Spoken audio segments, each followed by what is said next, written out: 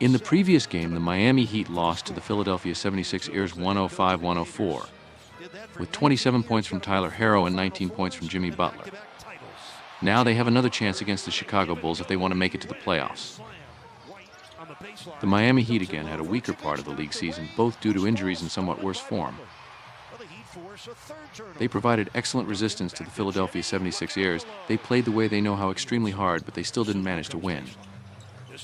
The offensive rating indicates that the team from Florida is only the 21st team in the league, and when you take into account the play-in or playoff teams, that information comes to the fore even more. Therefore, it is clear that the defense is the only option for Erik Spoelstra's team.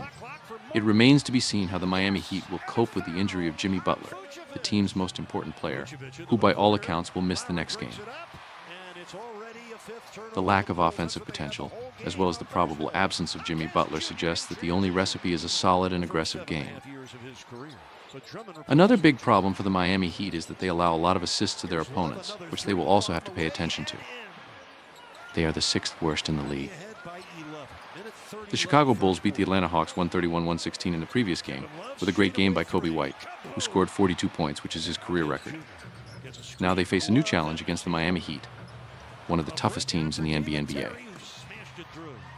The Chicago Bulls had a season full of ups and downs, but in the end they somehow managed to reach the play-in, more because of the extremely bad competition in the Eastern Conference than real quality.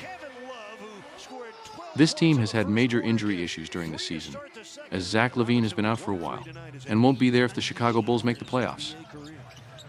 This team has big problems on both sides of the court. They are only the 28th team in the league in terms of assists, while allowing the highest percentage of assisted points to rivals.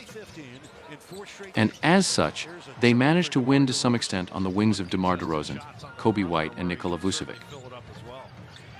The Chicago Bulls are somewhat lucky that in the next match they will have a team that is not so offensively talented and will not be able to take advantage of the weaknesses in the rivals' defense. The good thing about this team is that they control turnovers very well, which they should do against the Miami Heat as well.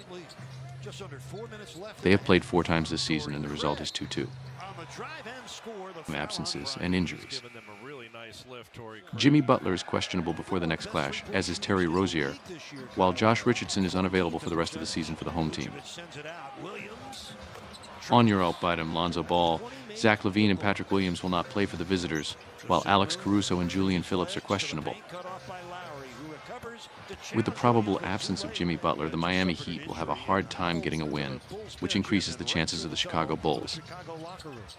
That will be the key thing before the next meeting.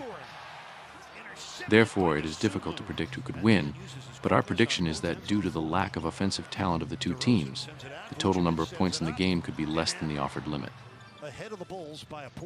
Our prediction is under 210.5 points.